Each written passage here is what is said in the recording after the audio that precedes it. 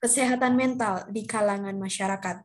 Kami hadir sebagai wadah untuk berbagi dan berbincang bersama, khususnya seputar kesehatan mental. Nah, bagi teman-teman yang mungkin belum pernah mengunjungi laman kami di Instagram, teman-teman bisa langsung saja mengunjungi Instagram kami di @asanabarum. Selanjutnya, Ngaji Kolektif merupakan program bulanan hasil kolaborasi Departemen Dakwah Yayasan Rumpun Nurani bersama Kolektif Collaboration Space Yogyakarta. Melalui program ini, Departemen Dakwah ingin menghidupkan nafas Islami dalam diri para pemuda generasi milenial dengan tujuan meningkatkan ketakwaan dan keberimanan kepada Allah Subhanahu wa taala. Nah, kalau teman-teman mungkin masih penasaran apa ini Ngaji Kolektif atau seputar kegiatan Yayasan Rumpun Nurani, teman-teman bisa banget nih mengunjungi Instagram @rumpunnurani atau bisa juga mengunjungi websitenya di rumpunnurani.org. Kemudian, Payung Kolbu merupakan sebuah platform psikoedukasi dan media sharing yang bergerak untuk mempromosikan kesehatan mental. Payung Kolbu memberikan edukasi melalui konten-konten edukatif di Instagram, mengadakan event terkait kesehatan mental dan psikologi, serta menyediakan pelayanan kesehatan mental secara online. Visi Payung Kolbu sendiri adalah mewujudkan platform edukasi payungkolbu.id sebagai rahmatan lil alamin atau bermanfaat bagi orang banyak. Untuk info lebih lanjut mengenai Payung Kolbu, teman-teman juga bisa mengunjungi laman Instagramnya di @payungkolbu.id. Baik, dengan mengharap ridho Allah, marilah bersama-sama kita buka acara ini dengan mengucap lafaz basmalah bersama-sama. Bismillahirrahmanirrahim. Baik, terima kasih. Dan selanjutnya, hadirin yang kami hormati, marilah sejenak kita dengarkan dan resapi lantunan ayat-ayat suci Al-Quranul Karim yang akan dilantunkan oleh Wira Fairuz, pengurus program Ngaji Kolektif, Lembaga Rumpun Nurani. Kepadanya dipersilahkan. Assalamualaikum warahmatullahi wabarakatuh. Saya Fairuz akan membacakan surat Al-Baqarah ayat 286. A'udzubillahi minasyaitonirrajim. Bismillahirrahmanirrahim. La yukallifullahu nafsan illa wus'aha, laha ma kasabat wa 'alaiha ma kasabat. Rabbana la tu'akhidna in nasina aw akhtana. Rabbana wa la tahmil 'alaina isran kama hamaltahu 'alal ladzina min qablina. Rabbana wa la tuhammilna ma la taqata lana bih wa'fu anna waghfir lana warhamna anta maulana fansurna 'alal qaumil kafirin. Yang artinya, Allah tidak membebani seseorang melainkan sesuai dengan kesanggupannya. Dia mendapat pahala dari kebajikan yang dikerjakannya, dan dia mendapat siksa dari kejahatan yang diperbuatnya. Ya Tuhan kami, janganlah Engkau hukum kami jika kami lupa atau kami melakukan kesalahan. Ya Tuhan kami, janganlah Engkau bebani kami dengan beban yang berat sebagaimana Engkau bebankan pada orang-orang sebelum kami. Ya Tuhan kami, janganlah Engkau pikulkan kepada kami apa yang tidak sanggup kami memikulnya. Maafkanlah kami, ampunilah kami, dan rahmatilah kami. Engkaulah pelindung kami, maka tolonglah kami menghadapi orang-orang kafir. Assalamualaikum warahmatullahi wabarakatuh.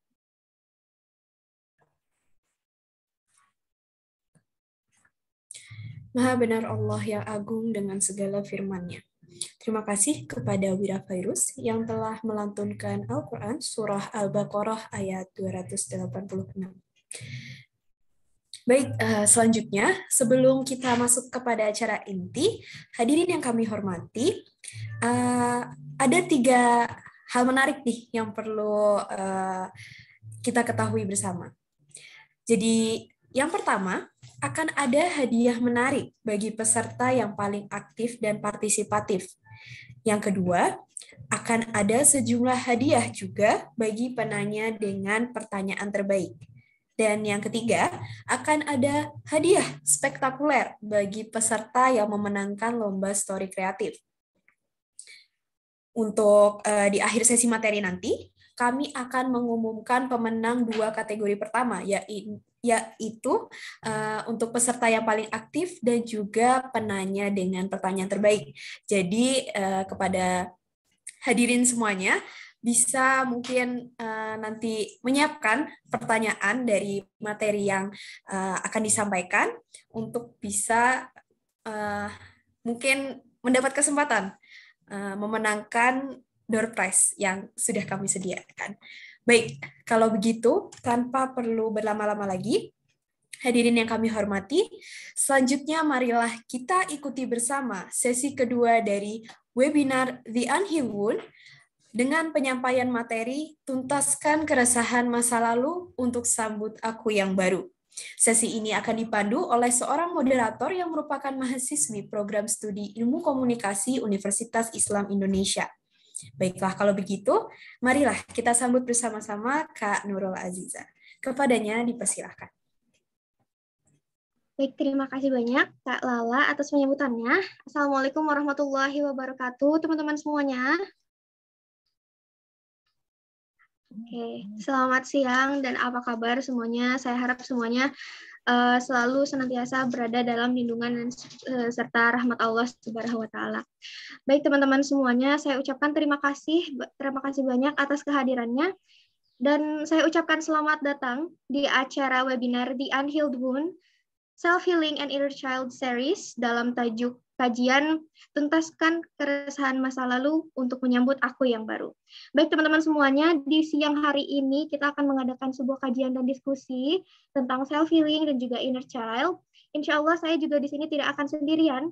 Saya akan ditemani dan tentunya kita semua akan berdiskusi bersama seorang psikolog klinis, yaitu Mbak Syafira Putri Ekayani. Teman-teman panitia boleh bantu saya untuk menampilkan CV-nya. Teman-teman, beliau ini merupakan seorang psikolog klinis, praktisi psikolog klinis, dan juga seorang psikoedukator. Selain itu, beliau juga seorang co-founder dan counselor dari @payungkolbu.id. Masya Allah. Nah, teman-teman semuanya, apabila teman-teman lihat di layar, belum muncul ya, sebentar. Oke, nah di bagian agak ke bawahnya mungkin Kak Syafira ini sudah mengikuti banyak sekali konferensi dan semua yang tertulis di sini tuh konferensinya di internasional teman-teman. Ada yang di Moskow, di China, bahkan di Filipina dari tahun 2016 sampai 2019. Dan selain itu pengalaman kerja beliau juga gak kalah spektakulernya, Masya Allah. Mulai dari freelance assessor, lalu jadi asisten psikolog, asesor siswa berkebutuhan khusus, lalu menjadi psikolog associate, dan sekarang menjadi psikolog klinis di Payung Kolbu One Call, Masya Allah. Dan selain itu beliau juga aktif banget teman-teman, menjadi relawan psikolog, juga menjadi pengurus divisi pelayanan kesehatan Mercy Yogyakarta. Beliau juga mengikuti kegiatan fasilitator support group by Self Love Warrior, dan juga beliau juga menjadi coach mentoring program Perluni Tiongkok. Beliau juga menjadi relawan lagi dan menjadi peer counselor di PIKM Universitas Islam Indonesia dan mengikuti kegiatan Youth Excursion Program Connecting Asian Youth Leader to the World di Hong Kong. Masya Allah teman-teman. Mudah-mudahan dengan melihat sedikit highlight dari rekam jejak dan juga perjalanannya Kak Syafira itu bisa menginspirasi kita semua untuk senantiasa aktif dan juga produktif ya teman-teman. Oke, langsung aja sebelum kita masuk ke sesi penyampaian materi, ada beberapa hal yang ingin saya ingatkan gitu untuk teman-teman. Yang pertama adalah dalam menuntut ilmu senantiasa kita luruskan niat terlebih dahulu untuk karena Allah Subhanahu wa taala. Dan oleh karena itu sebagai turunannya saya menghimbau teman-teman juga untuk senantiasa berwudu terlebih dahulu sebelum menuntut ilmu. Karena selain itu merupakan adab dari menuntut ilmu, wudu juga hakikatnya adalah cahaya dan ilmu juga cahaya. Apabila keduanya disatukan, maka insya Allah cahaya yang akan kita hasilkan itu akan semakin berpendar. Insya Allah juga keberkahan dan juga kebermanfaatannya akan semakin terasa. Gitu ya teman-teman. Lalu selanjutnya juga saya menghimbau teman-teman untuk menyiapkan catatannya teman-teman. Karena ilmu yang kita dapatkan itu insya Allah akan bisa terikat gitu ya dalam tulisan gitu teman-teman. Nah jadi siapkan dirinya, persiapkan juga perhatiannya, dan jangan lupa juga persiapkan pertanyaannya mulai dari sekarang ya teman-teman, karena nanti di akhir sesi materi insya Allah kita akan mengadakan sesi tanya jawab, namun karena waktunya terbatas teman-teman cuma 20 menit, maka kesempatan untuk bertanya itu hanya akan diberikan untuk 3 orang penanya pertama saja. Apabila waktunya masih ada, nah insya Allah nanti bisa ditambah. Oke teman-teman, yang tidak berkendala untuk menyalakan video, silakan nyalakan videonya, namun matikan audionya selama acara berlangsung. Oke, langsung aja teman-teman kita masuk ke sesi penyampaian materi. Di sini alhamdulillah udah ada Kak Syafira di tengah-tengah kita. Saya sapa dulu Kak Syafiranya. Assalamualaikum warahmatullahi wabarakatuh, Kak Syafira. Waalaikumsalam warahmatullahi wabarakatuh. Halo Mbak Nurul. Halo Mbak, Masya Allah. Apa kabar Mbak? Alhamdulillah sehat. Mbak Nurul sehat? Alhamdulillah sehat Mbak. Oke, teman-teman di sini semoga semuanya sehat juga ya. Amin, amin ya Allah ya Rabbal Alamin. Oke Kak Syafira, kayaknya teman-teman nih udah pada gak sabar juga nih. Karena topiknya hari ini menarik banget. Kalau gitu untuk penyampaian materi, untuk sesi penyampaian materi, saya serahkan kepada Kak Syafira. Silakan Kak. Oke, makasih Mbak Nurul. Oke, bismillahirrahmanirrahim. Assalamualaikum warahmatullahi wabarakatuh. Waalaikumsalam warahmatullahi wabarakatuh.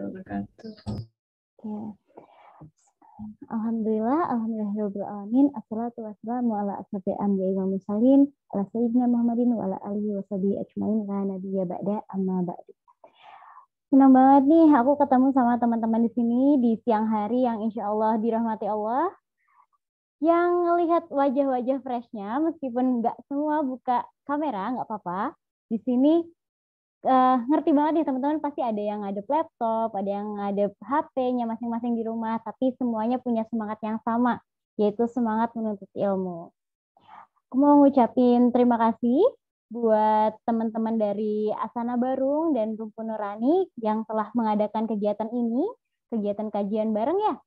Nah, di Asana Barung ini insya Allah vibes-nya, nuansanya itu sama kayak Payung Kolbu ya, tentang kesehatan mental dan Islam.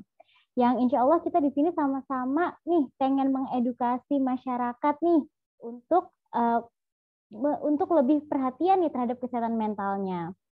Oke, nah kali ini nih temanya mungkin teman-teman banyak yang dengar, tapi sepertinya setiap hari ini perlu di-reminder lagi nih tentang tuntaskan keresahan masa lalu untuk sambut aku yang baru. Aduh, dari judul yang dikasih panitia nih kayaknya udah mulai kelihatan nih. Oh my God, ada keresahan masa lalu nih untuk sambut aku yang baru. Nah, pas banget gitu. Ini kita udah tinggal 1 bulan lagi nih di tahun 2021.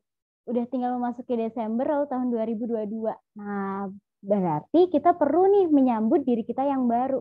Mencoba untuk menjadi seorang yang baru dan lebih baik lagi. Nah, di sini Asana Barung mengangkat tema tentang inner child dan self healing. Oke, nah di sini sebelumnya mau ngingetin ya buat teman-teman, mungkin nanti kita lebih santai, kita lebih diskusi daripada kita bicara-bicara tentang banyak teori, lebih baik kita diskusi aja biar lebih nyampai ilmunya. Kemudian juga teman-teman kalau misalnya ada pertanyaan gitu kan, mau langsung pertanyaan diskusi boleh banget langsung di kolom chat aja biar lebih interaktif. Dan juga teman-teman di sini mungkin lebih bebas santai nggak apa-apa ya menurut ya. Jadi biar nggak terlalu kaku gitu. Oke. Teman-teman di sini kalau ada yang mengikuti kegiatan kemarin yang bareng Tehensa ya, itu membahas tentang ikhlas dan pemaafan. Nah, itu juga nggak beda-beda jauh lah sama yang akan kita bahas hari ini juga. Oke. Nah, kali ini nih mungkin kita lebih tepatnya dibilang berproses bersama. Karena saya sendiri mungkin juga masih berproses sama seperti teman-teman. Mungkin saya lebih dulu berproses, maka dari itu kita bisa belajar bareng nih di sini. Oke. Boleh minta tolong di-share PowerPoint-nya?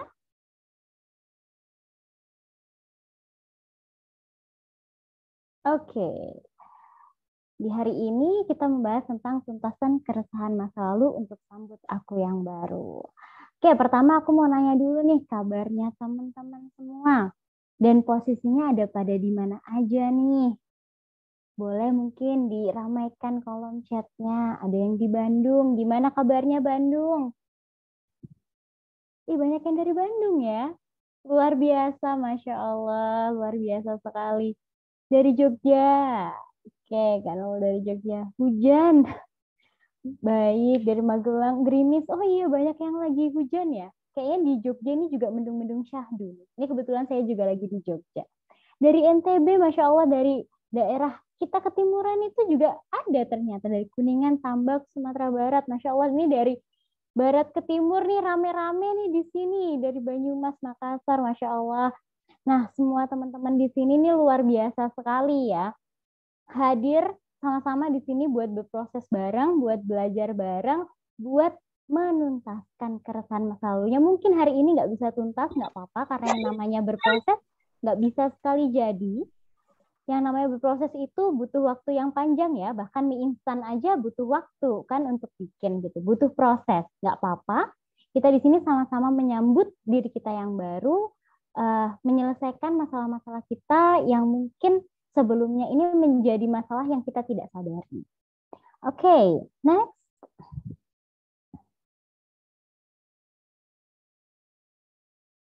Oke, nah mau nanya nih sama teman-teman nih, pernah nggak nih teman-teman merasa sepertinya mudah tersinggung, tiba-tiba mudah marah, mudah cemburu, atau tiba-tiba sedih berlebihan, mudah kesal, atau bahkan tiba-tiba ingin menyendiri, memutuskan hubungan sosial. Tapi teman-teman tuh nggak ngerti gitu. Ini kenapa sih? Kok aku tiba-tiba begini ya? Pernah nggak? Oke, ada Mbak Jemi Rahayu pernah nih. Teman-teman yang lain pernah juga nggak? Pernah, akhir-akhir ini pernah. Oke, Mbak Nia, Mas Hussein, Mbak Rania pernah. Di sini rata-rata pernah ya merasakan. Sering suka marah-marah, tersinggung. Sekarang iya. Nah, iya jadi terkadang tuh kita merasakan sebuah emosi, marah, kesal, sebal gitu, tiba-tiba pengen sendiri gitu. Tapi kenapa ya? Kok aku nggak tahu sih, kayaknya nggak ada angin, nggak ada hujan, tiba-tiba kayak gini rasanya gitu. Nah, tentang ini tuh sebenarnya tidak ada bahasan khususnya ya di dalam Islam tentang yang namanya inner child gitu. Tapi kita yang bisa kita garis bawahi adalah bahwa imbas dari si inner child yang nanti akan kita bahas itu, si penyebab ini itu, imbasnya kan ada marah, kemudian rasanya sedih berlebihan. Nah, itu imbasnya, itulah yang perlu kita kendalikan supaya apa? Supaya nanti itu kita bisa lebih mampu untuk menangani gitu. Karena kalau misalnya kita nggak tahu penyebabnya, kita bingung kan apa yang ditangani. Nah, disinilah kita belajar tentang si penyebab perasaan-perasaan ini muncul gitu. Nah, ternyata mungkin ada luka gitu. Luka yang belum terobati dalam diri teman-teman di sini yang seharusnya bisa kita proses gitu, bisa kita pahami. Oke, next.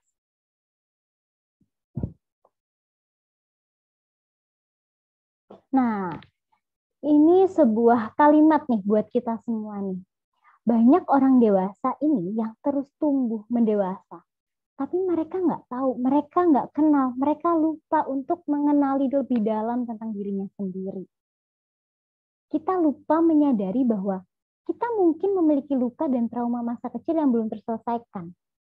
Jadi selama ini kita berjalan maju terus menjadi dewasa atau menjadi lebih tua, umur kita berjalan terus.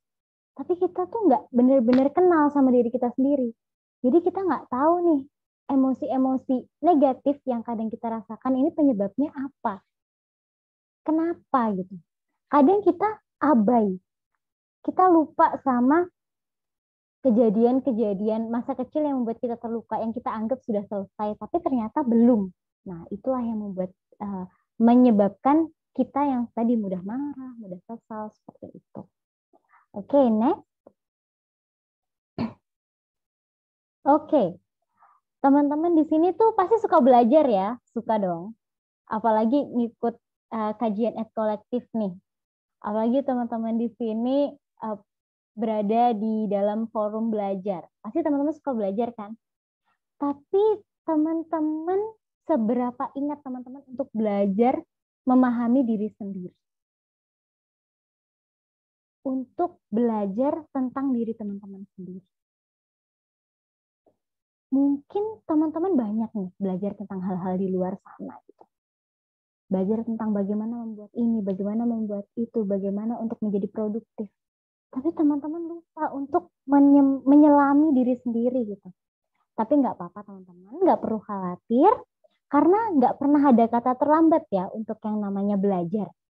Nggak pernah ada kata terlambat untuk yang namanya mencoba untuk mengenal. Nah, terutama tentang diri sendiri nih. Diri yang kita bawa dari lahir ya, insya Allah ya, dari lahir sampai nanti kita meninggal bahkan setelahnya. Nggak pernah ada kata terlambat untuk mempelajari diri sendiri. Karena yang terpenting adalah bukan waktunya, tapi kita punya kesadaran bahwa diri sendiri itu adalah diri yang paling penting untuk kita pedulikan. Yang utama, yang paling penting untuk kita kenali, yang paling penting untuk kita akui. Seperti itu. Oke, next. Jadi, mari kita berproses bersama.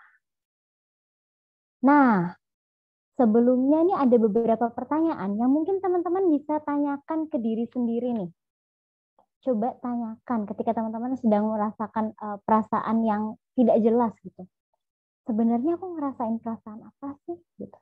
Oke, kalau gitu mau nanya nih sekalian sama teman-teman di sini, bisa diramaikan kolom chatnya. Siang ini teman-teman sebenarnya merasakan perasaan apa sih? Teman-teman di sini ini ya, kontrak dulu ya. Lupa saya tadi sebelumnya. Kontrak dulu ya. Jadi apapun yang kita dapatkan cerita hari ini dari teman-teman semua, dari 80 orang yang ada di sini, untuk forum ini saja. Jangan sampai cerita-cerita yang katakanlah mungkin aib gitu, itu keluar dari forum ini. Kita sepakat ya? Nah, kemudian teman-teman di sini sepakat ya untuk berproses bareng-bareng ya. Oke, sepakat. Oke, Mbak Nurul boleh loh kalau misalnya mau sambil ngobrol, jadi biar saya nggak rasa sendiri juga. Oke. Nah, teman-teman di sini boleh dituliskan nih, apa nih yang sebenarnya teman-teman rasakan siang hari ini? Sedikit marah. Oke, sedikit marah karena beberapa hari lalu teringat memori masa remaja yang tidak menyenangkan. Oke. Merasa terlalu santai dengan waktu. Oke. Ada lagi? Merasa bingung. Bingung kenapa? Oke. Merasa lelah. Merasa nggak berguna. Kadang sedih, kadang bingung. Ya, merasa bersalah.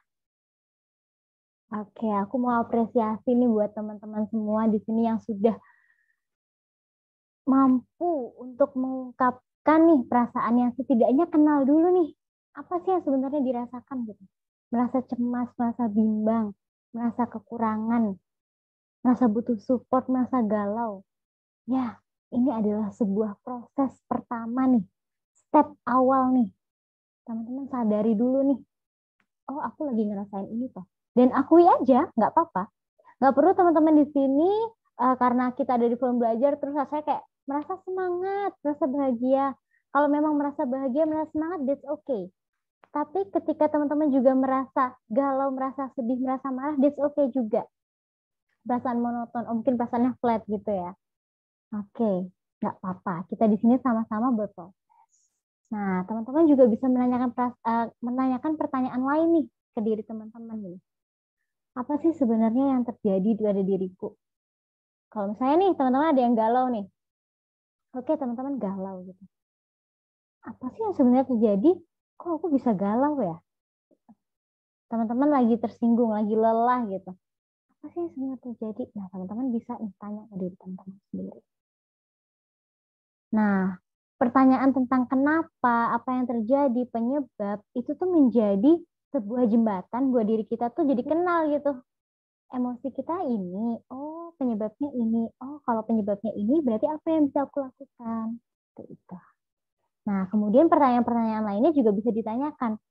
Aku bahagia nggak sih sebenarnya? Apa aku sebenarnya selama ini hanya pura-pura bahagia? Aku sebenarnya sudah ikhlas belum sih? Aku sebenarnya sudah memaafkan diriku belum sih? Banyak banget pertanyaan yang bisa kita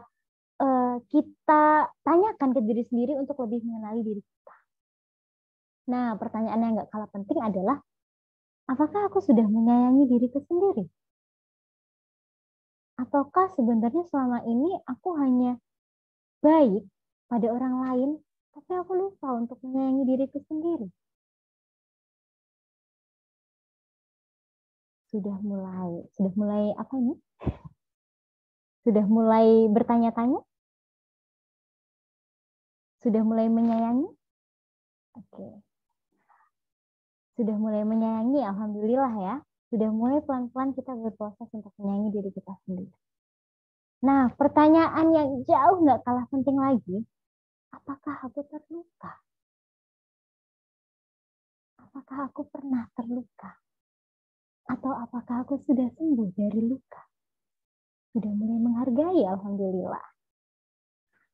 Nah, kalau teman-teman udah mulai nih bertanya-tanya tentang ini dan kemudian sudah mulai nih mendapat jawabannya, ya alhamdulillah, berarti kita sudah mulai berproses satu step, sudah mulai mengenal.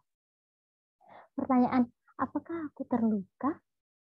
Ini tuh mengarahkan kita kepada penyebab dari apa-apa yang kita rasakan. Dan kadang pertanyaan ini tuh sulit untuk dijawab. Kenapa?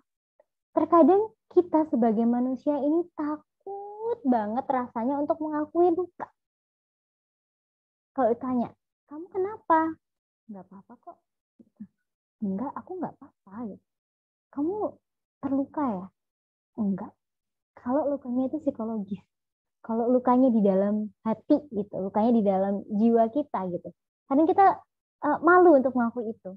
Atau bahkan ketika teman-teman di apa ya? Kan ada nih namanya perasaan-perasaan yang mungkin di dalam Islam tuh sebenarnya nggak boleh ya, kayak apakah aku iri? Apakah aku cemburu? Itu adalah hal yang kadang tuh kita nggak berani gitu untuk mengatakan bahwa iya aku iri, iya aku cemburu, iya aku marah. Kita tolak itu dari awal. Nah, padahal justru ketika kita melakukan penolakan terhadap emosi itu semakin tidak terkendalikan, semakin kita tidak bisa menyelesaikannya dengan baik. Seperti itu. Kita tidak bisa memvalidasi, mengakui adanya emosi itu. Gitu. Oke, oleh karena itu, next.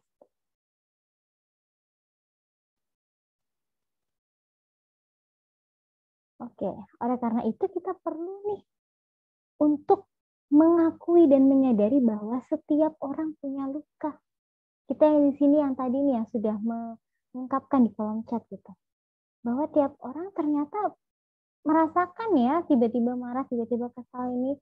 Oh, bahkan mungkin tiap orang memang memiliki luka. Dan bagaimanapun cara kita menolak bahwa kita memiliki luka, kita tetap perlu menyadari bahwa semua orang pernah terluka dengan ukurannya masing-masing. Dan itu nggak apa-apa.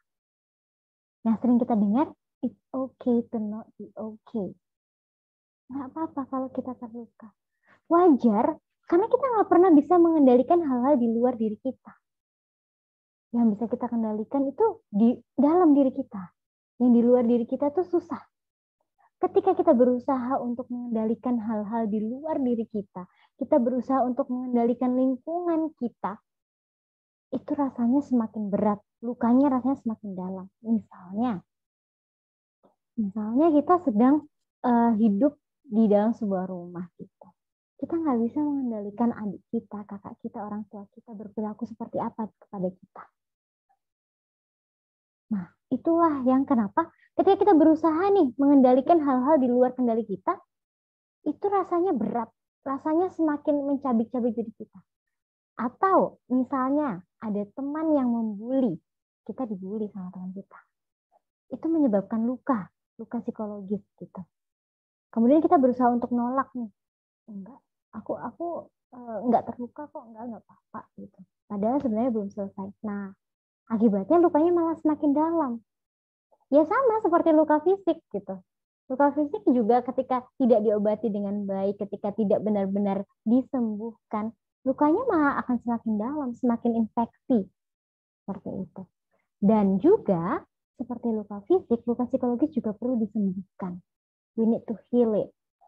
Perlu disembuhkan dan sembuhnya butuh proses. Nggak bisa kita menyembuhkan dengan satu hari, satu sling gitu kan, dengan magic gitu. Nggak bisa. Gitu.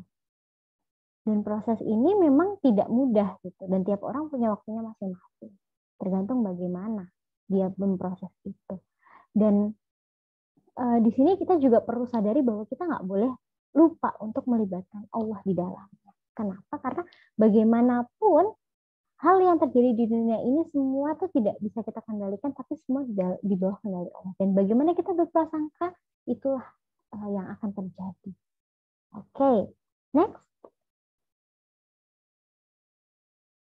Nah, ini bahasan utama kita. Oke, Mbak Sofi, mungkin mau minta tolong di stop sebentar, ada video yang mau saya share sebelum masuk ke materi kita tentang inner child.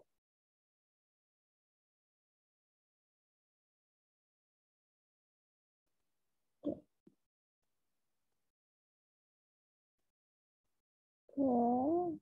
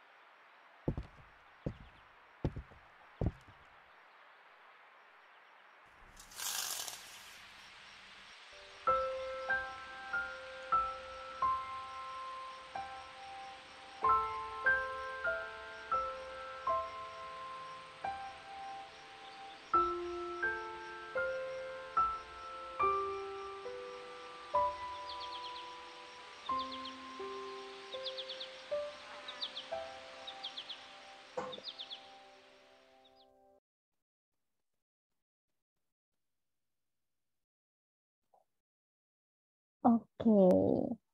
Tadi videonya aman kan ya? Kelihatan? Aman, kelihatan. Oke. Sekarang mau nanya nih sama teman-teman nih. Apa yang udah teman-teman lihat dari video itu? Mbak Jenny mau nangis. It's okay. Mau nih, Mbak Nurul boleh nggak ada teman kita salah satu yang ini open mic? Boleh. Teman-teman di sini yang ada yang mau open mic, silahkan raise hand teman-teman. Atau boleh langsung open mic aja, nggak apa-apa. Masih ibu sendiri. Iya, boleh banget. Kayaknya harus dimulai dari Mbak Nurul nih. Oke. Oke. Apa nih yang Mbak Nurul lihat dari video tadi? Serasa melihat diri sendiri, mungkin Mbak. Oke, melihat diri sendiri. Diri sendiri yang seperti apa, Mbak Nurul? Yang biasanya dikasih kata-kata gimana gitu, nggak dikasih afirmasi mungkin ya Mbak sama orang-orang sekitar. Padahal biasanya mungkin anak kecil justru lebih butuh ya. Jadinya growing up as an adult yang jarang dapat afirmasi, jadinya selalu nyari-nyari afirmasi dari orang lain kayak gitu.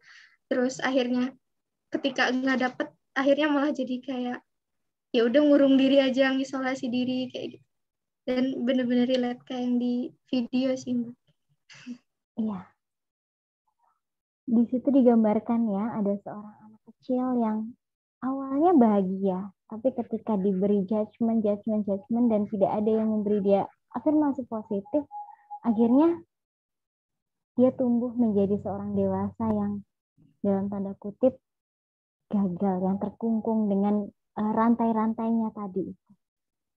Oke, ada teman-teman lain nggak nih? Sudah dimulai dari Mbak Nurul nih. Mbak Jamie biasanya aktif Mbak. Iya, Mbak Jamie boleh banget nih. Tadi yang pertama ngomong mau nangis nih. Iya, jadi saya kan memang punya pengalaman ya Mbak dengan depresi tahun lalu. Jadi saya jadi ingat diri saya tahun lalu gitu. Wah, dulu sempat punya pengalaman nih. Alhamdulillah sekarang sudah menyembuhkan diri ya, sudah mulai menyayangi dirinya. Dulu merasakah seperti itu? Seperti dirantai, dikungkung, nggak bisa keluar dari situ? Iya, jadi saya membatasi diri, tidak ketemu orang, menarik diri. Biasanya saya aktif di komunitas, terus tiba-tiba saya harus menyelesaikan PR-PR dari psikolog saya. Jadi saya kurang lebih 1 tahun. Dan menurut saya ini hikmah pandemi juga ya, karena pandemi jadi pada bisa kemana-mana.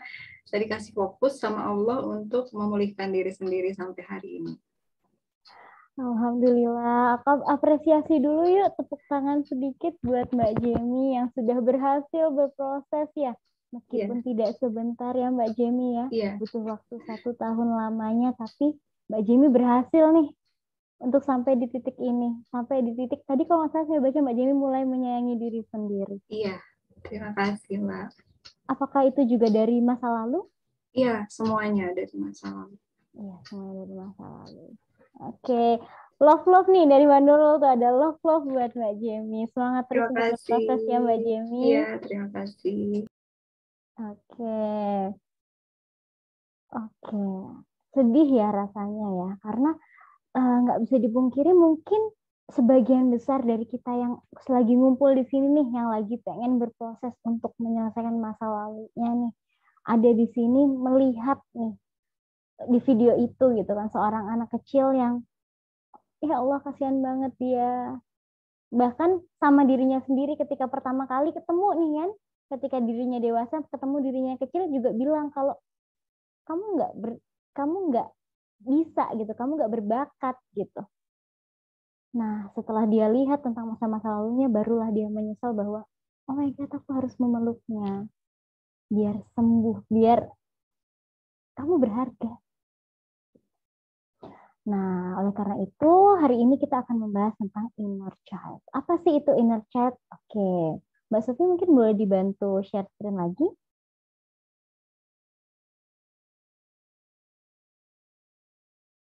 Oke, inner child. Inner child ini punya bahasa yang banyak banget ya, divine child, wonder child. Semua sama aja. Kalau dalam bahasa Indonesia ini kita lebih sering mengatakan luka batin. Mungkin teman-teman juga sudah banyak ya sering mendengar ya kata luka batin.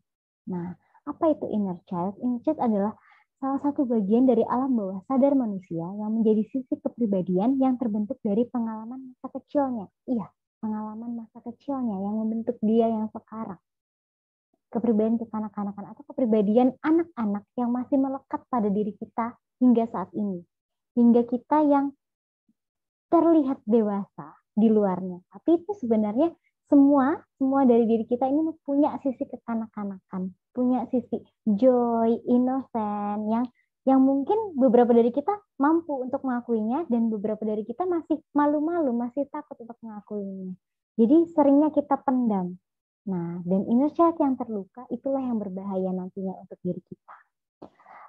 Psikolog Bu Eli Risman itu pernah bilang kalau pembentukan kepribadian itu 20%-nya itu tuh dari sifat yang diturunkan, tapi 80%-nya itu dari lingkungan atau dari pola asuh. Nah, itu berarti 80% ini kan yang menyebabkan kita mempengaruhi inner child kita gitu. Nah, maka dari itu penting buat kita untuk memahami si inner child ini, karena setiap dari kita punya ya. Kemudian inner child itu terbentuk dari apa sih sebenarnya? Inner child itu terbentuk dari pengalaman-pengalaman tentang bagaimana kita mendapatkan cinta, mendapatkan afeksi, mendapatkan perhatian ketika kita masih kanak-kanak. Apa yang mempengaruhinya? Banyak banget. Pola asuh keluarga, bukan hanya orang tua gitu, keluarga atau keluarga besar, bagaimana keluarga itu memperlakukan dia. Orang-orang yang pernah ada di kehidupan kita, baik teman, guru, sahabat, dan semuanya. Kemudian perilaku dan interaksi kita dalam hidup. Setiap interaksi kita dalam hidup itu mempengaruhi. Gitu. Nah, itulah kenapa inner child ini berpengaruh atau menjadi salah satu komponen penyusun gitu dari kepribadian kita. Ketika kita tidak mampu memproses inner child yang terluka, itu akan membentuk kepribadian kita juga yang terpengaruh dengan itu. Gitu. Oke, jadi kayak misalnya nih, ada perilaku-perilaku itu yang merupakan sebuah bentuk dari pertahanan diri. Kalau dalam istilah psikologi itu defense mechanism. Dia pertahanan dirinya seperti apa? Itu karena dia itu merasa sesuatu itu bahaya atau ada rasa tidak nyaman gitu di masa kecilnya. Misalnya ketika dia dibully oleh temannya, dia merasa teman-teman itu berbahaya. Makanya dia mengasingkan diri, makanya dia milih untuk tidak bersosialisasi misalnya. Misalnya yang seperti Mbak Jenny cerita tadi. Dia akhirnya memilih untuk menjauh. Kenapa? Karena dia punya pertahanan diri untuk aku lebih baik pergi dari sini nih. Gitu. Oke, nah kemudian boleh next Mbak. Nah kemudian inner child ini adalah a living energy. Energi yang hidup gitu, energi yang mengalir gitu. Dan inner child ini tuh energi yang ada dari kita masih kecil gitu, berproses gitu sampai kita dewasa. Makanya itu berpengaruh terhadap kepribadian dan cara kita bersikap saat ini. Ketika inner child kita merasa secure, merasa aman, merasa bahagia, terlindungi, merasa dicintai, diterima, berharga, bukan cuma oleh orang-orang di sekitar kita, tapi juga oleh diri kita sendiri, maka ia akan menjadi pribadi yang lebih kreatif, lebih ramah, lebih bisa untuk mencintai, lebih menghargai dirinya sendiri, memiliki self-esteem yang tinggi, lebih mandiri, lebih asertif, lebih mampu untuk mengungkapkan apa pendapatnya, apa perasaannya. Tapi ketika si inner child ini merasa insecure, merasa tidak aman, merasa ditolak, merasa dibenci, diabaikan, merasa tidak berharga,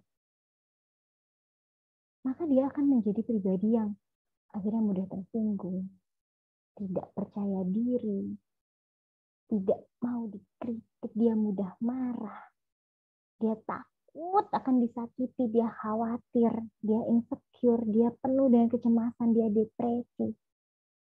Kenapa? Karena dari awal nih dia sudah merasa dirinya tidak berharga nih. Jadi bisa juga seperti ini. Karena dia tidak mau disakiti lagi, dia tidak mau untuk merasakan pengalaman disakiti lagi, maka itu dia menyakiti orang lain duluan seperti itu. Atau akhirnya dia menjauhi lingkungan gitu, menjauhi orang-orang di sekitarnya karena dia tidak mau merasakan pengalaman yang sama gitu. Dia defense gitu, dia melakukan pertahanan diri gitu di situ. Nah, oleh karena itu inilah yang perlu kita proses. Karena ketika inner child-nya aman, ya insya Allah dia kita mudah ya, karena kita kan bisa terlihat dari ramah, baik hati, menyenangkan, bisa mencintai. Tapi ketika dia tidak aman, dia insecure, inilah yang perlu kita proses gitu.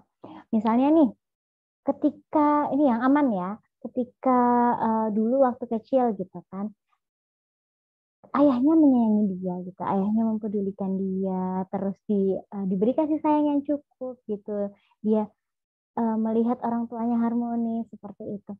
Akhirnya apa? Akhirnya dia ketika dewasa dia mampu untuk mencintai orang lain, dia mampu untuk menjalin hubungan dengan lawan jenisnya seperti itu. Dia memilih pasangan yang serupa dengan kepribadian ayahnya itu, yang penyayang gitu. Tapi misalnya nih yang terluka gitu, ketika kecil dia sering dikritik, dia sering dibentak sama orang tuanya atau melihat orang tuanya sering bertengkar seperti itu.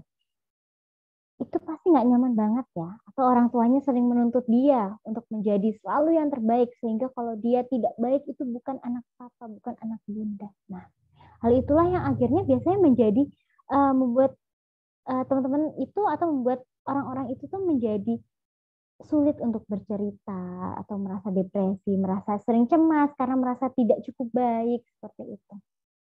Jadi ketika pengalaman menyakitkan yang dia mendapatkan kekerasan, baik kekerasan fisik, psikis gitu, mengalami pengabaian gitu, mendapatkan kurang kasih sayang, tidak ada perlindungan, itu akan melukai inner child-nya. Nah, kemudian seperti apa inner child yang terluka itu? Oke, next Mbak. Oke, ciri-ciri dari seseorang yang memiliki inner child yang terluka. Itu yang pertama kelihatan sekali adalah dia takut diabaikan. Nah, kemudian karena takut diabaikan, dia terkadang memilih untuk mengasingkan diri. Akhirnya dia push away orang-orang yang datang gitu, dia usir. Kenapa? Karena dia takut nih kalau misalnya kita bersama nanti aku diabaikan lagi di lingkungan itu, di kelompok itu. Gitu. Dia akhirnya memilih untuk sendiri. Padahal kesendirian itu malah memperburuk kondisi psikologisnya. Kemudian yang kedua, mudah merasa bersalah. Gitu. Dia jadi mudah menyalahkan dirinya sendiri. Dia menjadi merasa bahwa aku ini nggak berguna. Aduh, aku nih kenapa sih? Kemudian memiliki trust issue. Dia nggak percaya sama orang di sekitar dia. Dia nggak berani untuk cerita. Dia nggak berani untuk mengungkapkan apa yang dia rasakan. Dia nggak berani untuk mengungkapkan apa yang terjadi pada dirinya. Gitu. Dia nggak ada orang di dunia ini yang dia percaya. Termasuk orang-orang yang dirasa dekat, maksudnya kayak seperti keluarga gitu, itu dia sulit, bukan hanya ke teman-teman saja. Kemudian yang keempat, dia tidak mampu membuat boundaries gitu, membuat batasan bagi dirinya. Dia nggak mampu untuk membatasi dirinya, dalam artian dia menjadi, mungkin kalau teman-teman sering dengar, menjadi people pleaser, menjadi orang yang sukanya menyenangkan orang lain gitu, sulit untuk mengatakan tidak karena takut kalau dia bilang tidak, takut kalau dia menolak, oh akhirnya teman-teman itu tidak datang lagi pada dia. Akhirnya dia nggak mampu nih men-set boundaries, dia nggak bisa nih bikin batasan-batasan buat dirinya sendiri. Oh ternyata itu karena masa lalunya. Kemudian dia juga jadi mudah marah ya, mudah emosi yang lain gitu, kesal dan lain sebagainya. Kemudian yang keenam, ini yang mungkin tidak disadari tapi sering dialami gitu. Ketika kita memiliki inner child yang terluka, kita sulit untuk melepaskan luka. Kenapa? Karena kita belum mengakui luka ini. Karena kita belum mengakui kalau kita terluka. Dan atau kita ini takut sembuh. Takut kalau misalnya kita sembuh, oh kita nggak dapat privilege orang-orang yang menyayangi kita lagi nih kalau kita sudah sembuh. Nah, kemudian kita jadi punya insight nih dengan melihat ciri-ciri ini. Aku seperti ini, oh mungkin jangan-jangan memang ada yang belum selesai dari diriku, yang padahal perlu untuk diselesaikan nih. Gitu. Karena ketika kita semakin menunda-nunda untuk menyelesaikan si inner child ini, semakin dalam kepribadian kita terbentuk, semakin sulit rasanya untuk dirubah. Gitu. Nah, makanya coba kita berproses bareng ya. Oke, next Mbak Sophie. Oke, oleh karena itu bisa kita simpulkan ya, si inner child ini dari 4 poin aja nih, biar mudah untuk mungkin kita mau mengingat bahwa inner child ini sesuatu yang berada di alam bawah sadar. Jadi dia unconscious. Kita tidak sadar gitu kalau misalnya ada si inner child ini. Inner child ini membentuk kepribadian kita tuh tidak sadar. Prosesnya kayak gimana kita tidak sadar. Kita tidak tahu, oh ini membentuk toh akhirnya. Gitu. Nah, inner child itu membentuk sebagian dari kepribadian kita. Seperti yang tadi Bu Elisman bilang kalau 80% kepribadian itu disebabkan oleh lingkungan atau pola asuh. Nah, itulah yang membuat kita terbentuk kepribadiannya. Kemudian inner child ini juga setiap orang punya. Gitu. Setiap orang punya inner child yang perlu dipenuhi. Sehingga ketika kita punya inner child, gitu, ketika kita punya inner child yang terluka, ya nggak apa-apa. Semua orang punya itu kok, nggak perlu merasa malu dengan memiliki inner child yang terluka. Justru ketika kita mampu untuk mengakui, kita bisa untuk memprosesnya. Kita tahu bagaimana kita memproses, kita tahu bagaimana caranya untuk menyembuhkan. Kemudian inner child itu tidak selalu negatif. Iya, tidak selalu negatif karena dengan kita menyadari kita memiliki inner child yang terluka, kita bisa paham nih bagaimana cara-cara untuk misalnya memperlakukan orang lain. Kita bisa paham nih, oh orang lain seperti ini ternyata karena ini. Gitu. Jadi kita tidak mudah untuk menjudgment misalnya. Gitu. Dan inner child ini nggak selalu negatif juga berarti karena ketika kita di masa kecil, oh ada kok momen-momen bahagia. Oh ada kok momen-momen menyenangkan. Oh ada kok momen-momen yang bikin aku ini merasa dicintai. Ada seperti itu. Kita jadi lebih sadar nih dengan memahami si inner child ini. Nah, makanya, next, Mbak Sophie. Makanya si inner child ini bisa menjadi penghambat atau justru menjadi pendorong untuk berkembang, tergantung bagaimana kita menyikapinya. Inner child ini bisa menjadi penghambat kalau kita makanin terus gitu. Artian kita tuh memang sengaja nih menambah rantai itu terus. Kayak yang kalau tadi di short movie-nya kita bisa lihat ya, kalau misalnya kita menambahkan rantai-rantai itu tuh menjadi penghambat. Tapi ketika kita mau untuk memprosesnya, justru itu menjadi pendorong supaya kita jadi lebih berkembang gitu. Kita mampu untuk menyikapinya dengan lebih baik. Nah, dan perlu kita ingat bahwa di sini kita bukan berarti kita menyalahkan pola asuh atau menyalahkan keluarga kita yang dulu ya, tidak. Tapi di sini adalah bahwa kita menerima. Mungkin kemarin juga sudah belajar sama TNSA tentang ikhlas dan pemaafan. Nah, itu kita pakai nih saat ini nih untuk memulai prosesnya gitu. Kita bisa udah menerima dan kita pahami apa yang bisa kita lakukan dengan diri kita sendiri gitu. Ini tuh untuk bisa lebih memproses emosi kita dan menyadari bahwa kita tuh bukan lagi anak-anak. Jadi ketika kita dulu terluka ya nggak apa-apa. Yang penting kita sudah berproses untuk menjadi diri kita yang lebih baik lagi. Gitu. Lanjut Mbak Sophie. Oh iya. Nah, menjadi penting nih untuk memahami inner child. Karena dengan mengakses inner child kita mengizinkan diri kita menemukan akar permasalahan yang terjadi ketika kita dewasa saat ini.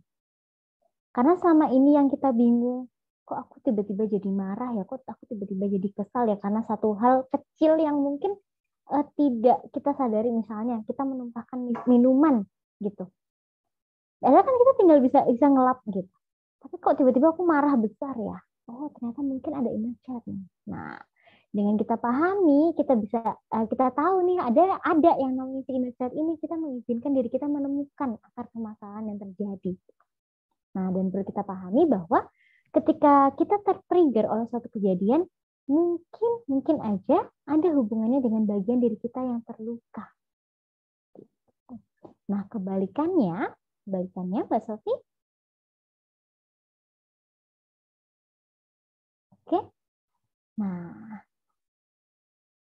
ketika kita mengabaikan hubungan kita dengan inner child, kita tidak pernah mengajaknya untuk berdiskusi, kita tidak pernah mau untuk mengakuinya, kita tidak pernah mau untuk mengenalnya, kita mengabaikan dia, itu membuat lukanya semakin dalam. Dan bahkan membuat luka yang baru. Bukan bagi diri kita aja, tapi bagi orang sekitarnya. Atau bahkan hingga ke generasi berikutnya. Misalnya luka pengasuhan.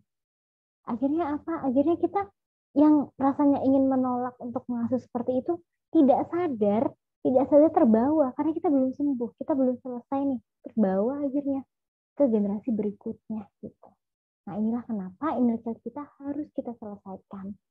Karena kalau nggak diselesaikan, itu akan terus mempengaruhi kita dan ini membentuk karakter diri kita dan sangat mudah untuk menurunkan akhirnya ke generasi-generasi selanjutnya. Oke, maka dari itu kita perlu menyadari, mengakui, dan menerima serta mencintai inner child kita. Oke, Mbak Sofi, mungkin penutup sebelum kita masuk ke caranya. Dari Stephen Diamond pernah bilang kalau seseorang dikatakan dewasa ketika mereka menyadari dan menerima masa lalu, memahami kebutuhan inner child-nya, serta bertanggung jawab untuk memenuhi tanpa bergantung ataupun menyusahkan orang lain. Nah, tanpa bergantung ataupun menyusahkan orang lain. Berarti kita perlu nih memproses inner child kita sendiri. Di sini beda ya dengan teman-teman meminta bantuan.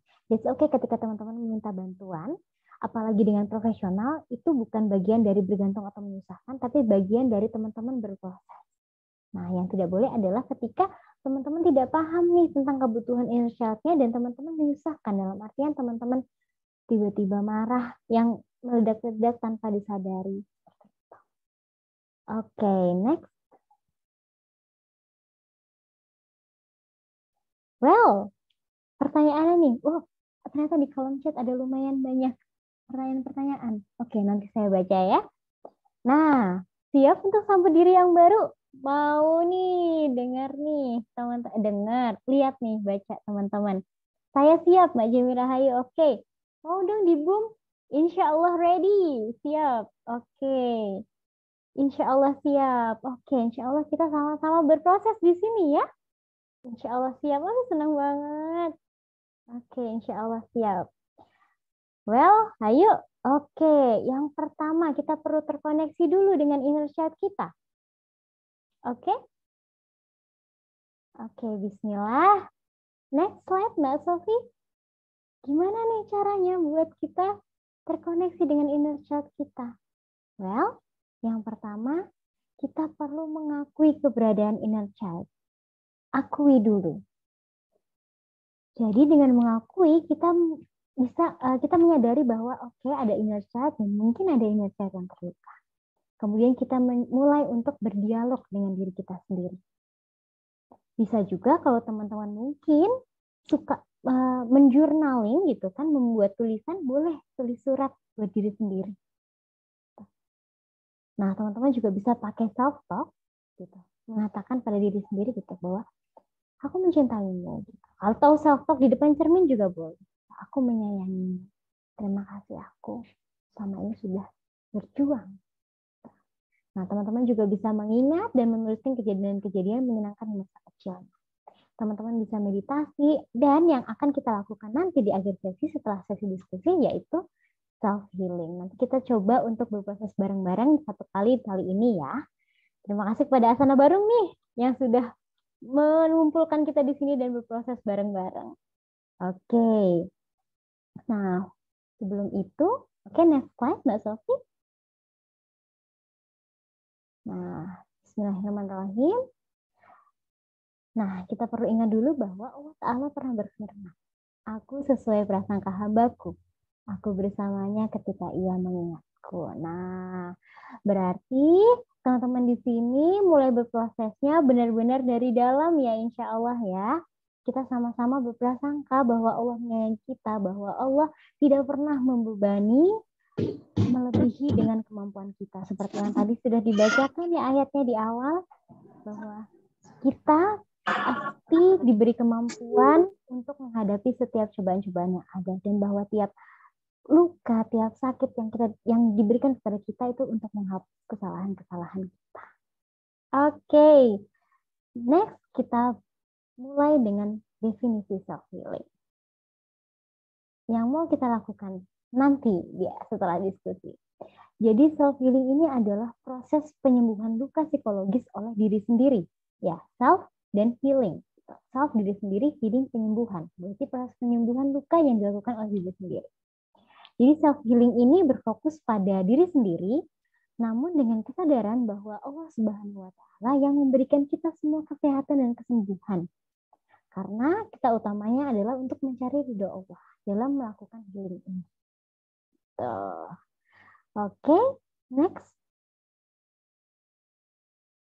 Oke, tujuannya melakukan self healing ini adalah teman-teman lebih memahami diri teman-teman, teman-teman lebih menerima segala ketidaksempurnaan, segala imperfection yang teman-teman punya, dan membentuk pikiran positif dari kejadian-kejadian yang teman-teman alami.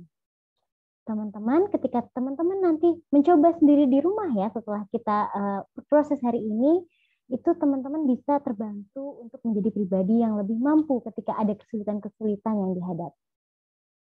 Oke, next, Mbak Sofi. Oke, dan tekniknya itu ada banyak banget ya teman-teman. Pertama dari positive thinking, sabar dan syukur. Ini yang mungkin kemarin juga sudah dibahas. Oh, ikhlas dan maaf ya kemarin.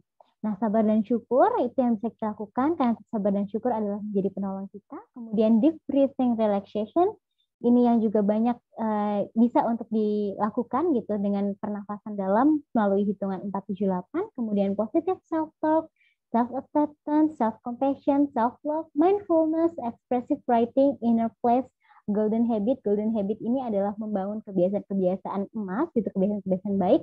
Bisa banyak hal gitu dengan misalnya menulis, atau misalnya teman-teman mengaji, atau banyak hal yang bisa teman-teman lakuin dengan self-healing gitu.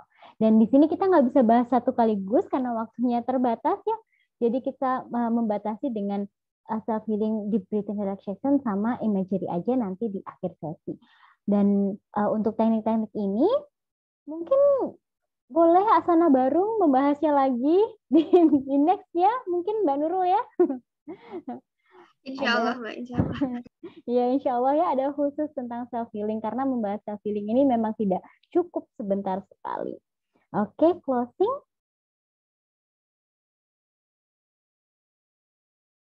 Oke, self-healing. Kita perlu menemukan self-healing yang paling tepat dan cocok untuk diri kita sendiri. Kita perlu menyadari bahwa diri kita butuh untuk berproses, untuk sembuh. Dan ketika membutuhkan waktu yang lama, tidak apa-apa. Kita hanya perlu menikmati prosesnya, tidak perlu terburu-buru, karena itu akan membantu proses kita melakukan self-healing dengan lebih baik. Oke, ternyata belum closing. Oke, next, Mbak Sofi. Nah, ini menjadi reminder buat kita yang dari sejak awal memang perlu kita ingat ya, bahwa kita ini lemah, kita semua ini lemah. Saya, kamu, dan semua di sini ini lemah gitu. Tapi ingat bahwa kita punya Allah yang jauh lebih besar daripada masalah-masalah kita, yang akan mampu untuk menolong kita, yang memudahkan semua hal-hal yang sulit. Oke, next, penutup dari saya. Oh, oke, ada dulu. Mungkin teman-teman biasa membaca doa ini ketika habis sholat atau ketika kapanpun teman-teman minta kemudahan. Nah, Allahumma la sahla illa ma ja'alta sahlan wa anta taj'alu al-hasna idza syi'ta sahlan. Ya Allah, tidak ada kemudahan kecuali yang Engkau buat mudah, dan Engkau menjadikan kesedihan, kesulitan jika Engkau kehendaki pasti akan menjadi mudah. Idza syi'ta sahlan, jika Engkau kehendaki pasti akan menjadi mudah. Insya Allah, sama-sama kita berproses di sini. Ketika Allah menghendaki, insya Allah akan menjadi lebih mudah perjalanan kita ke depannya. Oke, Mbak Sofi. Next slide. Oke, ini closing dari saya. Luka yang kita alami memang tidak terhindarkan, tapi kita punya kesempatan mengelola luka menjadi kekuatan. hidup ini adalah tentang pilihan berdamai atau sibuk menyalahkan keadaan. Oke, terima kasih teman-teman semua yang sudah berproses. Ini mungkin sedikit overtime ya untuk sesi diskusinya. Semoga Allah memampukan kita untuk sembuh dan kita mampu untuk menyembuhkan juga orang-orang di sekitar kita. Kalau misalnya mau mereach saya, boleh banget melalui email syafiraputri@gmail.com atau melalui Instagram @syafiraputri. Oke, terima kasih teman-teman. Saya kembalikan ke Mbak Nurul. Mohon maaf jika banyak mungkin kurangnya atau kesalahan, atau mungkin jika saya terlalu cepat dalam berbicara, mohon maaf. Oke, terima kasih teman-teman. Oke, makasih banyak Kak Syafira. Masya Allah, Masya Allah. Teman-teman di sini ada berapa nih? Ada berapa orang yang tadi nangis? Masya Allah. Jadi emang menyentuh hati banget ya, Masya Allah penyampaiannya. Oke, teman-teman, berhubung waktu kita untuk diskusi juga nggak lama nih, mungkin kira-kira sampai 14.20. Saya mau mempersilakan nih untuk teman-teman yang ingin bertanya secara langsung, silakan gunakan fitur raise hand. Oke, udah ada nih. Mbak Kholidatul Karimah dulu. Mungkin ya, silakan di unmute. Assalamualaikum warahmatullahi wabarakatuh. Waalaikumsalam. Kak, izin sharing serta itu ya Kak, bertanya terkait inner child tadi kan itu terbentuk dari pengalaman masa kecil. Terusan juga hal itu juga terjadi mungkin karena pola asuh keluarga ataupun orang-orang yang ada di kehidupan kita. Nah, secara yang Kakak sampaikan tadi, itu kalau keluarga saya itu orang tua, ayah, ibu itu tuh sabar banget menghadapi Ima dengan segala kekurangan Ima. Apakah inner child itu memang berasal dari pengalaman masa kecil ya Kak? Karena dari yang Kakak sampaikan itu tadi pola asuh keluarga, Ima nggak ngerasa Ima itu kayak diabaikan atau apapun itu Ima nggak ngerasa. Bahkan orang tua Ima sabar gitu. Yang Ima rasakan saat ini kan Ima merasa Ima itu nggak berguna gitu jadi orang.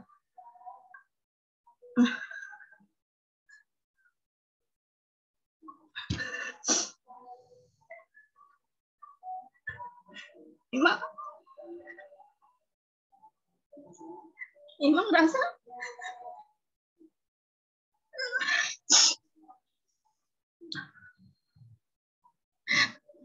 emang rasa emang selama ini jadi anak belum bisa jadi yang terbaik gitu. Apakah itu termasuk inner child juga ya Kak? Karena bukan dari pola asuh ataupun apapun, tapi dari perasaan Ima sendiri. Jika teman-teman Ima di usia Ima udah sukses, udah bisa bahagiain orang tua, tapi Ima belum. Itu perasaan Ima yang merasa kok Ima gak berguna banget ya jadi orang. Ima ngerasa kenapa gitu Ima harus ada gitu kadang-kadang. Itu yang bikin Ima sedih. Dan apakah ini termasuk inner child juga ya Kak? Karena orang tua Ima sabar banget nggak ada Ima, tapi Ima yang benci diri Ima sendiri gitu. Ima nggak puas dengan diri sendiri. Itu aja sih Kak. Dan terus gimana Ima bisa lo tuh berharga gitu loh. Lo bisa jadi orang yang berguna. Itu. Terima kasih Kak. Terima kasih Mbak Ima yang sudah berani bercerita dan bertanya di forum ini ya. Banyak yang ngasih semangat nih buat Mbak Ima. Peluk jauh buat Mbak Ima. Oke. Ini mau langsung saya jawab aja Mbak Nurul? Mungkin ditampung dulu ya Mbak. 2 lagi. Oke. Semangat ya Mbak Ima. Mudah-mudahan menemukan pencerahannya di sini. Selanjutnya mungkin Mbak Jamie, silakan. Terima kasih. Kak Syafira, saya mau tanya. Sebenarnya kan proses healing saya itu sudah berjalan kurang lebih 4,5 tahun. Sampai akhirnya ada di titik saya depresi tahun 2020 itu. Permasalahan yang sering saya hadapi adalah saya kadang ketakutan dengan memori masa kecil saya. Nah, itu bagaimana cara supaya kita tuh tidak takut dengan cerita-cerita yang ada di masa lalu. Seringkali itu momennya di situ, kayak kalau mau healing takut, tiba-tiba kaget, kok ada ya memori ini, kok pernah ya begini gitu. Itu aja sih, Kak. Terima kasih. Terima kasih Mbak Jemi. Terima kasih Mbak Jemi. Mungkin satu lagi pertanyaan saya pilih dari kolom chat ya Mbak ya. Ini dari Mbak Nabila. Assalamualaikum Kak Syafira. Saya Nabila ingin bertanya, apakah sisi inner child akan selalu bersama kita meskipun kita telah bertumbuh? Jika iya, selain menyadari dan mengakui keberadaannya, bagaimana cara menyikapi dan mengendalikannya agar tidak terlalu mengganggu kehidupan kita masa kini karena terlalu takut, ragu, merasa cukup baik, dan perasaan negatif lainnya? Terima kasih sebelumnya Mbak. Oke. Terima kasih Mbak Nurul sudah dibacakan. Terima kasih juga Mbak Nabila yang sudah bertanya. Oke, langsung dijawab saja. Iya, silakan Mbak. Oke, yang pertama Mbak Ima ya tadi tentang apakah termasuk inner child ketika tidak ada luka kok dari pengasuhan gitu, bahkan orang tuanya sangat sabar dalam menghadapi, tapi kenapa ya saat ini saya merasa tidak berharga gitu. Nah, bisa jadi inner child-nya ini tuh berbeda gitu. Karena inner child ini memang dari masa kecil. Biasanya dari sebelum balik gitu. Bisa jadi karena lingkungan bukan keluarga tapi lingkungan pertemanan atau persahabatan. Mungkin Mbak Ima bisa mengeksplor lagi. Dan ketika bukan, mungkin penyebab dari Mbak Ima merasa tidak berharga saat ini bukan dari inner child-nya, tapi dari hal-hal lain nih. Gitu. Bisa jadi dari tuntutan-tuntutan dari diri Mbak Ima sendiri gitu. Karena orang tua terlalu baik, justru Mbak Ima menuntut diri Mbak Ima untuk memberikan yang lebih baik lagi. Meskipun pada akhirnya itu akan berat. Karena kita nggak akan pernah bisa membalas budi orang tua. Kita nggak akan pernah bisa membalas, bahkan separuhnya aja mungkin nggak akan pernah bisa. Tapi mereka menerima kita dengan sepenuhnya. Nah, jadi yang perlu dikuatkan di sini adalah bahwa Mbak Ima sudah melakukan yang terbaik. Berbeda halnya dengan ketika Mbak Ima memang malas-malesan, memang tidak berusaha. Nah, tapi ketika Mbak Ima sudah berusaha, sudah menjadi anak yang berbakti, sudah mendoakan orang tuanya, sudah menjaga kehormatan keluarganya, itu sudah sangat cukup Mbak Ima. Orang tua pasti bangga memiliki anak yang soleha. Orang tua pasti bangga memiliki anak yang mau untuk membanggakan orang tuanya, yang tidak mengabaikan orang tuanya, yang mau ada untuk orang tuanya. Itu aja sudah membuat orang tua bahagia. Mbak Ima bisa memposisikan diri Mbak Ima sebagai orang tua Mbak Ima. Ketika orang tua Mbak Ima nggak pernah menuntut apapun, tanyakan kenapa? Kenapa Mbak Ima yang menuntut diri Mbak Ima? Memang baik untuk menjadi seseorang yang dalam tanda kutip membahagiakan orang tua. Tapi kembali lagi, apa definisi kebahagiaan dari orang tua Mbak Ima? Apakah Mbak Ima harus kerja di perusahaan besar? Apakah Mbak Ima harus punya tabungan yang bejibun? Ataukah cukup dengan menjadi anak solehah yang mendoakan orang tuanya? Cukup menjadi anak yang tidak durhaka. Karena definisi kebahagiaan kita kan pasti berbeda ya Mbak Ima. Terus gimana nih caranya gitu? Mbak Ima tadi nanya kan gimana nih caranya? Terus mau untuk menyelesaikan ini gitu. Dengan terima bahwa diri Mbak Ima yang sekarang ini sedang dalam proses. Mungkin teman-teman yang lain lebih dulu. Ya nggak apa-apa. Mungkin startnya beda. Mungkin Mbak Ima start lebih lambat daripada teman-temannya, makanya teman-temannya sudah sukses dan that's okay. Kita semua punya timeline kita masing-masing. Ketika kita semakin menolak diri kita semakin merasa bahwa diri kita ini kurang, itu maka semakin luka. Tapi semakin kita menerima bahwa, aku cukup loh. Oh, aku sudah di titik ini aja sudah prosesnya panjang gitu. Mbak Ima boleh dengan cara menuliskan gitu. Pencapaian-pencapaian apa yang sudah Mbak Ima dapatkan selama ini, atau kebahagiaan-kebahagiaan apa yang sudah Mbak Ima ukir selama ini, itu bisa membuat Mbak Ima lebih merasa berharga. Mungkin bisa dicoba Mbak Ima. Apakah sudah cukup menjawab? Teman-teman di sini juga support Mbak Ima loh, mengatakan bahwa Mbak Ima hebat, bahwa Mbak Ima mampu untuk melaluinya. Iya. Dan mungkin teman-teman di sini juga punya banyak situasi yang kurang lebih sama dengan Mbak Ima. Kalian semua hebat. Kalian semua pasti bisa melaluinya. Dan ketika itu bukan inner child yang terluka, nggak apa-apa. Kita semua di sini berproses untuk menjadi aku yang baru. Apakah sudah cukup menjawab, Mbak Ima? Nah, saya mau membacakan ini dari Mbak Dwi Nur Fitria nih. Pernah mencoba berdamai dan menghargai diri sendiri. Melihat orang yang berada di bawah, jangan dilihat yang di atas. Nah, ini juga menjadi penting nih untuk kita. Bahwa terkadang, saking capeknya kita dangak ya pakai bahasa Jawa. Saking capeknya kita melihat ke atas gitu. Itu kita lupa untuk melihat ke bawah. Bahwa ada banyak orang yang juga tertatih-tatih mungkin ingin berada di posisi kita. Dan nggak apa-apa kalau sesekali kita melihat ke atas untuk menjadi motivasi buat diri kita.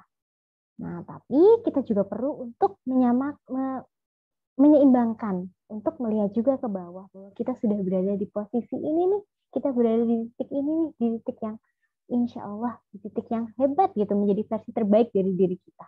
Dan kita nggak berhenti di sini, kita berjalan pelan-pelan, tapi kita tidak berhenti. Gitu ya Mbak Ima ya? Sudah cukup menjawab?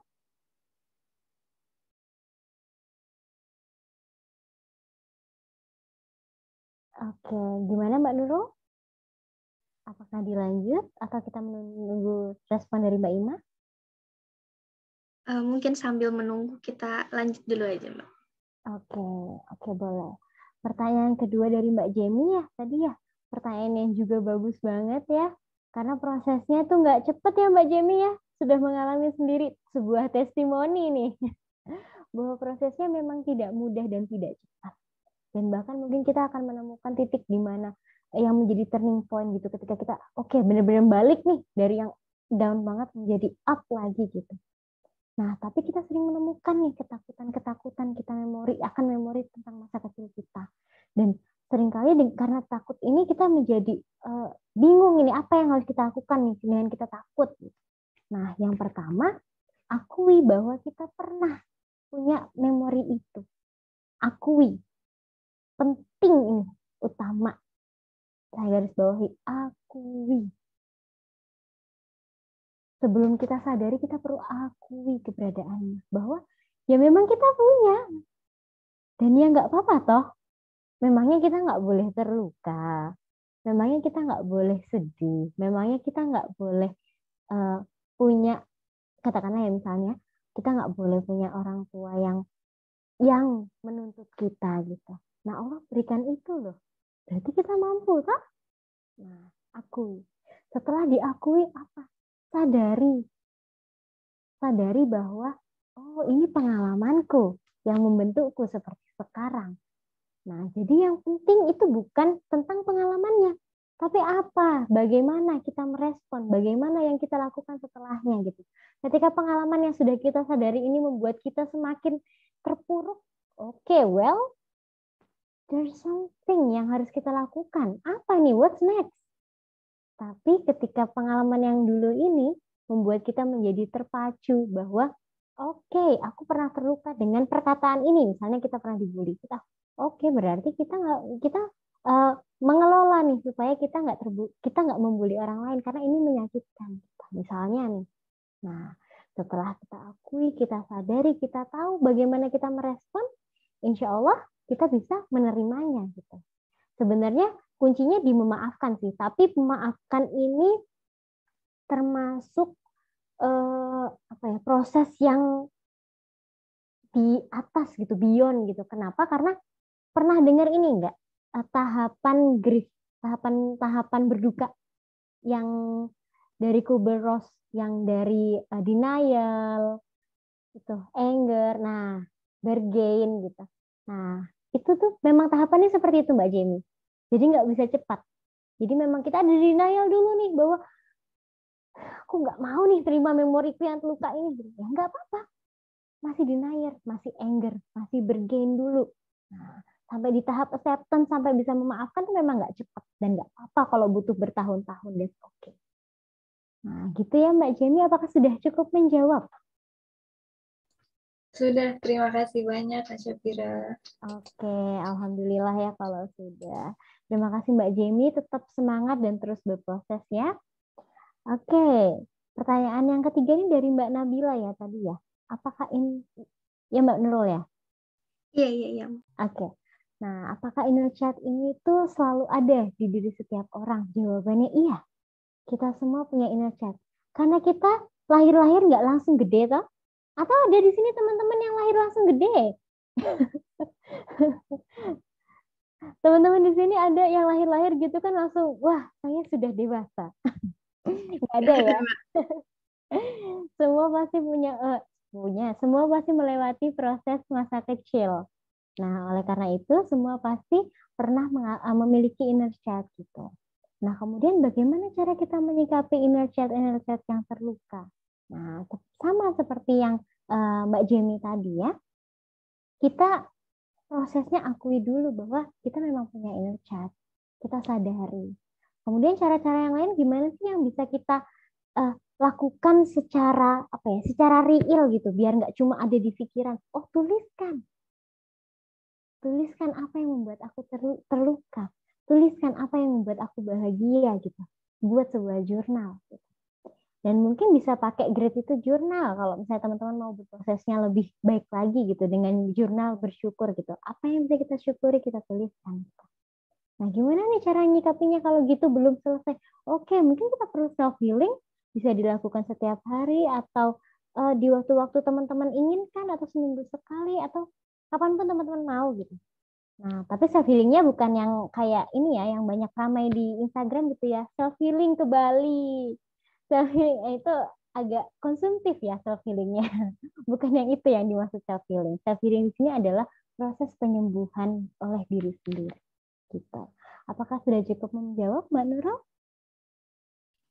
Insya Allah sudah Mbak, Masya Allah. Teman-teman.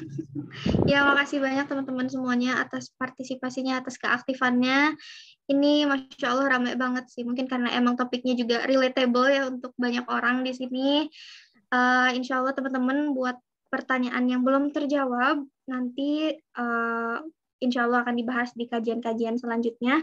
Atau enggak teman-teman tadi boleh hubungi aja di Instagramnya @Syafira Putri ya Mbak ya. Atau enggak langsung ke emailnya, atau enggak boleh hubungi juga Instagram @asanabarung, nanti kami hubungkan ke teman-teman yang mungkin memang kompeten untuk menjawab, dan juga teman-teman bisa hubungi di @payungkolbu.id karena di sana juga ada sesi konsultasinya ya Mbak ya. Iya, ada banget. Jadi teman-teman boleh ya kalau saya mungkin mau konseling itu di sana. Oke. Baik, Mbak Syafira, mungkin sesi tanya jawabnya kita cukupkan sampai di sini saja. Selanjutnya akan ada sesi praktek ya Mbak ya? Oke, boleh sesi praktek? Oke, bismillahirrahmanirrahim. Teman-teman di sini semua sudah siap berproses ya, insya Allah ya. Insya Allah, Mbak. Insya Allah kita berproses di sini sama-sama. Siap. Ini Mbak Jamie paling semangat nih, suka banget nih saya nih dengan semangatnya. Iya, berproses hari ini ya. Teman-teman di sini mungkin karena waktunya sudah terlewat, mohon maaf sekali. Jadi kita mungkin nggak akan terlalu lama, tapi nggak apa-apa. Yang sebentar ini insya Allah juga membawa manfaat buat teman-teman. Oke, saya nyambi share screen biar agak vibes self healing gitu. Suaranya terdengar tidak ya? Belum Kak kayaknya. Sekarang? Oh sudah. Oh, sudah. Oke, bismillahirrahmanirrahim. Oke, teman-teman semua. Sekarang mari kita coba untuk berkomunikasi dengan inner child kita ya, dengan diri kita yang terluka. Bismillahirrahmanirrahim. Mulai dengan istighfar.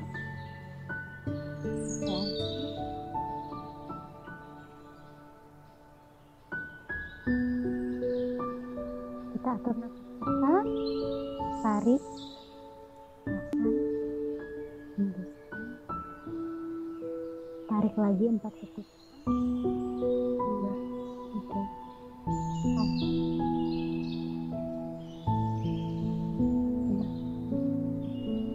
Hembuskan. 1, 2.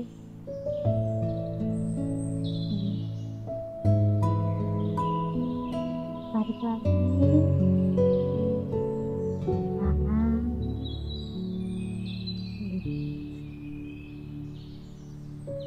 Tarik lagi. Tahan. Mari teman-teman mengatur nafas. Teman-teman boleh mengingat nafas ya teman-teman. Atau mungkin kalau ada foto boleh bayangkan dari diri.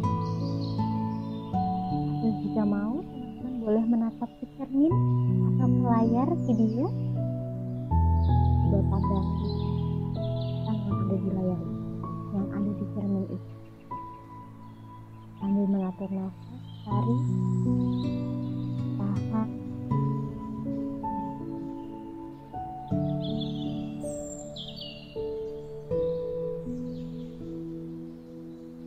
Sekarang coba kita fokuskan pikiran kita. Rasakan bagian tubuh kita yang terasa berat, terasa tegang, terasa sekali stresnya. Teman-teman boleh merasakan tegangannya dan perlahan melepas.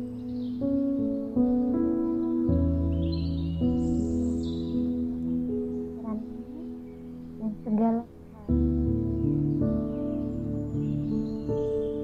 Sekarang rasakan kamu benar-benar dalam keadaan berat. Rasakan.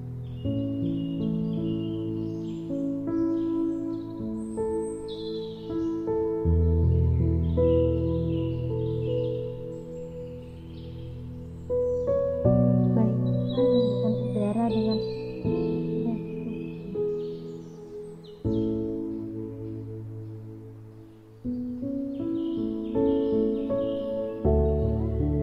coba bayangkan mas berada di yang ramai sekali. Mungkin teman-teman berdoa atau duduk di atas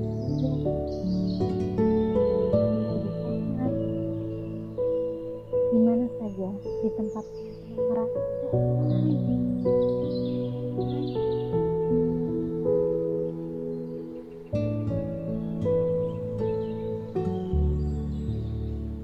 kemudian dari kejauhan melihat ada sosok anak kecil. Iya, anak kecil itu kamu kenal sekali. Sosok dirimu di masa kecil. Coba perlahan-lahan kamu dekati sosok itu. Kamu tahu betul apa yang dibutuhkan oleh sosok itu. Coba bayangkan sosok itu ada di masa bahagia sekali. Dia berlari dengan riang. Tarik nafas lagi, tahan.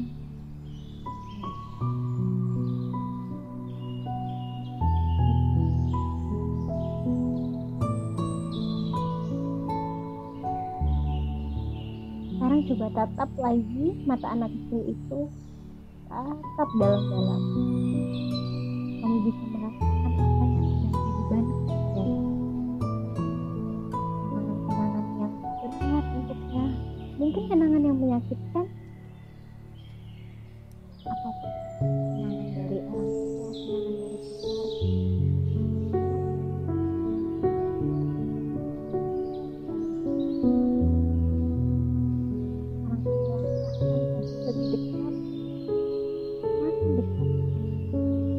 peluk dia. Boleh selangkah di depan dada, peluk dirimu seperti kamu meluk dia. Erat sekali, biar rasanya nyaman. Peluk dirimu. akan katakan, makasih ya diriku di masa kecil. Aku tahu itu berat untuk kamu, tapi aku yakin kamu bisa. Aku menyayangi. Aku tahu gak mudah untuk sembuh. Terima kasih untuk semuanya. Sekarang, coba teman-teman dengarkan apa yang ingin diungkapkan oleh anak kecil di hadapannya itu. Coba dengarkan itu. Coba dengarkan setiap beban-beban yang dia rasakan.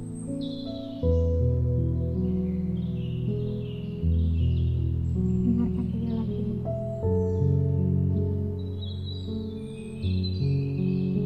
Dengarkan diri.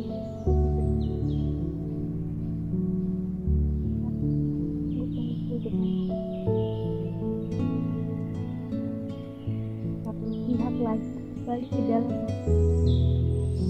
Berjanjilah kamu akan menjaganya. Berjanji kamu akan menyayangi. Izinkanlah menyatu dengan dirimu. Izinkan anak itu berada denganmu setiap hari. Alam, hidup, bangsa yang akan menjaganya, yang akan mencintainya, kamu yang akan memenuhi kebutuhannya.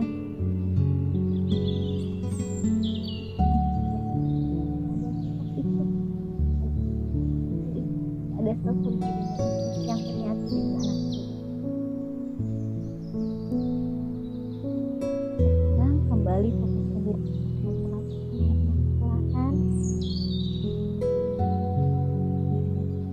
Perlahan tahan dengan ikut lagi tubuh teman-teman peluk,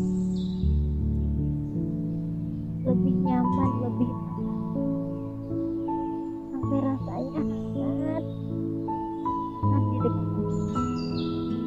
Tarik nafas.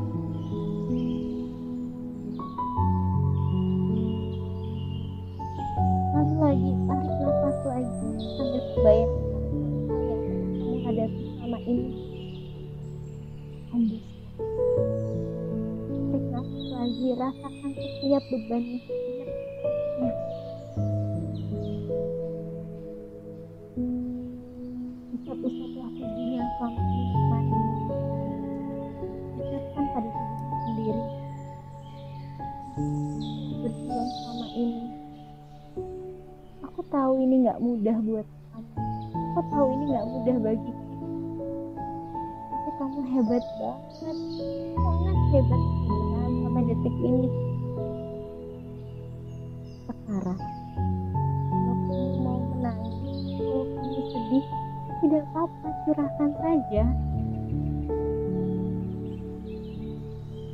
Kamu mau kan tetap temani aku berjuang? Tidak apa-apa kalau kamu ingin sedih. Tidak apa-apa kalau kamu ingin senang. Hai diriku, untuk hari ini biarkan aku mendengarkan. Biarkan aku mendengarkan agar aku bisa mengusap air mata di hari ini. Ayo, lepaskan topeng ini sejenak. Topeng yang selama ini muncul sebagai tersenyum manis. Ayo lepaskan. Biarkan kali ini aku lihat ekspresi itu. Ekspresi rasa sakit yang selama ini kita simpan. Usap-usap bahumu. Menangis. Tidak apa-apa. Ayo menangis untuk kembali menjadi manusia yang kuat besok. It's not be okay. Gak apa-apa kalau kamu gak baik-baik saja hari ini. Ayo menangis. Tolong ceritakan padaku hal berat yang selama ini bahagia sendirian. Yang selama ini terasa beban kamu pendam dalam-dalam. Ini saja tidak apa-apa, hingga lega.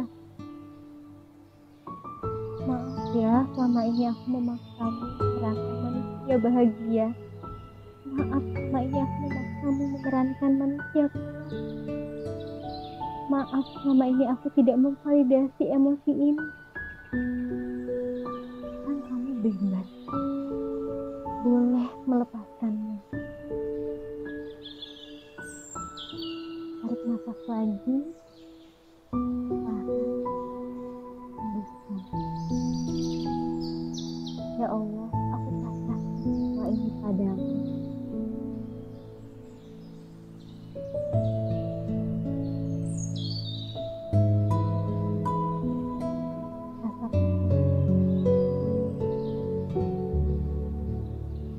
Dan ketika teman-teman sudah siap, teman-teman boleh kembali lagi.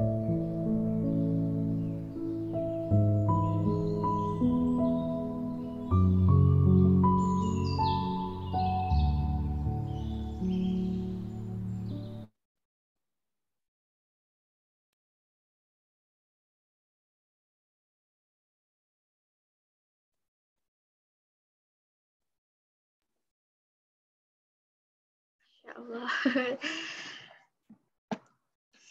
Sesi self healingnya Masya Allah sudah selesai ya Mbak ya. Alhamdulillah. Alhamdulillah. Perasaannya teman-teman? Alhamdulillah.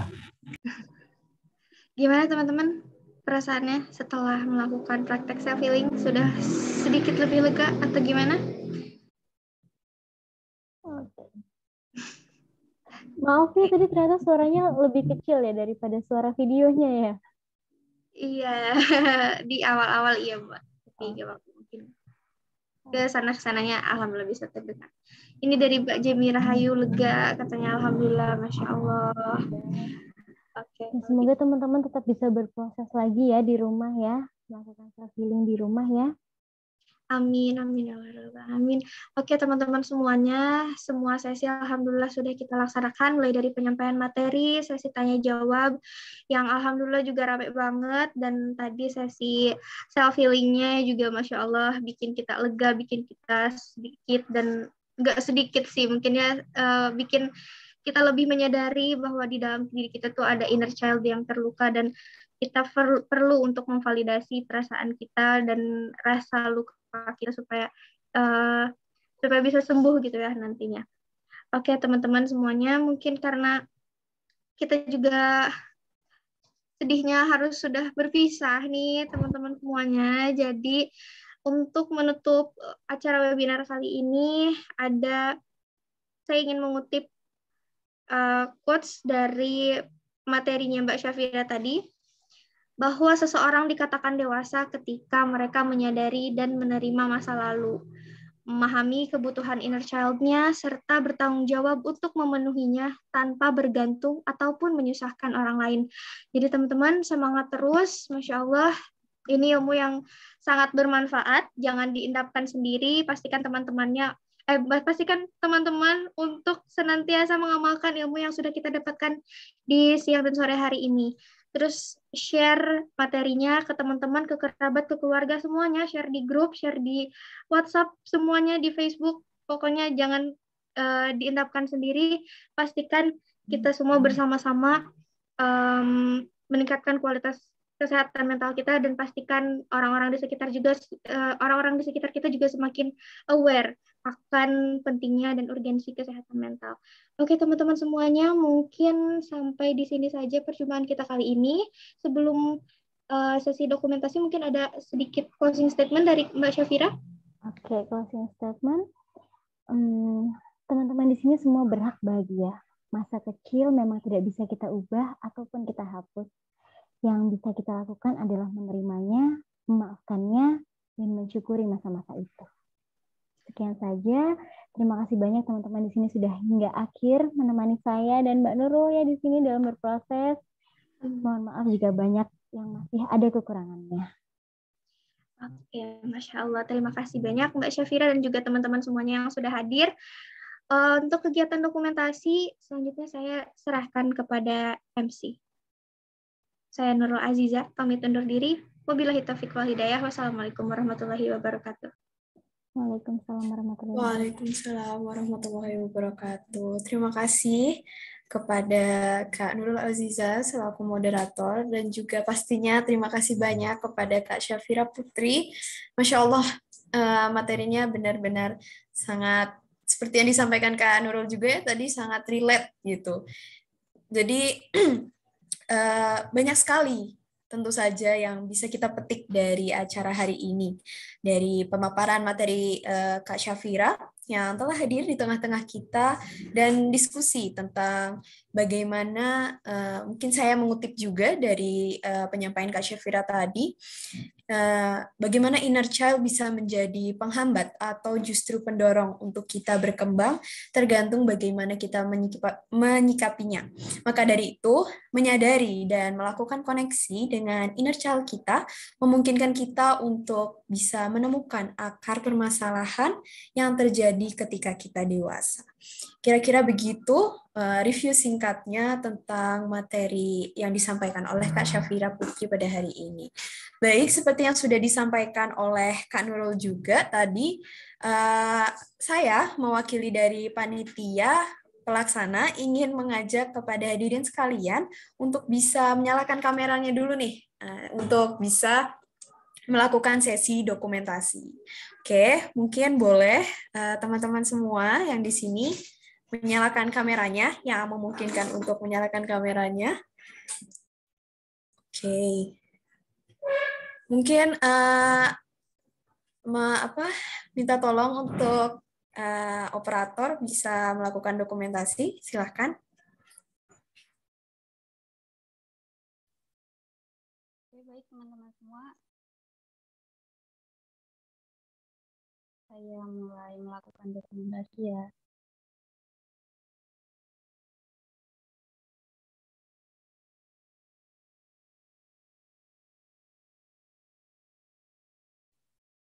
Satu, dua, tiga.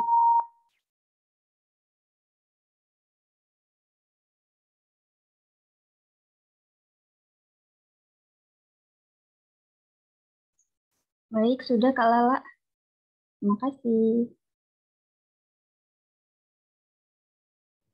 Oke, terima kasih Kak Fatin karena sudah melakukan sesi dokumentasi. Terima kasih juga kepada teman-teman semua yang sudah bersedia untuk menyalakan kamera dan untuk melakukan sesi dokumentasi. Nah, sebelum acara webinar pada hari ini kita tutup, mungkin selanjutnya yang ditunggu-tunggu juga nih, yakni pengumuman pemenang dari kategori partisipasi peserta terbaik dan juga penanya terbaik. Oke, jadi saya akan menyampaikan nama-namanya ya. Oke. Jadi untuk kategori partisipasi terbaik jatuh kepada Santia RH, kemudian Citra Ayu Sahputri, dan juga Indah Sylvia. Oke. Untuk itu nama-nama pemenang dari partisipasi terbaik. Kemudian berlanjut kepada kategori penanya terbaik. Pemenangnya adalah Kholidatul Karimah. Yang kedua adalah Nabila Aziz Adelina. Dan yang ketiga adalah Adela Nur Rizkika. Baik, itu dia nama-nama pemenang dari yang berhak mendapatkan door prize dari panitia di webinar hari ini. Jadi untuk nama-nama yang sudah saya sebutkan, untuk nama-nama pemenang yang sudah saya sebutkan tadi, bisa menghubungi panitia Kak Alma yang bisa dihubungi melalui WhatsApp dan untuk mengkonfirmasi mengenai pemberian door prize. Jadi teman-teman yang tadi sudah disebutkan nama-namanya bisa menghubungi Kak Alma langsung ya, di WA aja gitu. Tanyain Kak, mana hadiahku kayak gitu. Disampaikan nama dan asalnya dan nanti boleh konfirmasi terkait door prize-nya. Begitu teman-teman kira-kira. Baik, itu dia yang perlu saya sampaikan. kepada hadirin yang kami hormati, sampai juga kita kepada penghujung acara. Maka dari itu, mari kita bersama-sama menutup acara ini dengan mengucap lafaz hamdalah. Alhamdulillahirabbil alamin. Semoga materi dan semua hal baik yang sudah disampaikan pada hari ini bisa bermanfaat bagi kita semua. Kiranya begitu. Saya juga ingin menyampaikan, acara ini mungkin boleh usai, tapi perjuangan kita meningkatkan kesadaran kesehatan mental dan kecintaan kita kepada diri dan jiwa tidak boleh selesai. Akhir kalam dari saya, mohon maaf bila ada kesalahan kata dan perilaku. Dengan resmi, saya tutup webinar ini.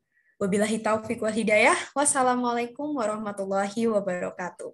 Terima kasih banyak teman-teman semua. Terima kasih Kak Syafira. Waalaikumsalam warahmatullahi wabarakatuh. Terima kasih ya teman-teman semua yang sudah stay hingga akhir. Terima kasih teman-teman panitia juga yang sudah mengadakan acara ini. Saya izin pamit undur diri dulu ya. Baik Kak Syafira, terima kasih banyak Kak. Terima kasih.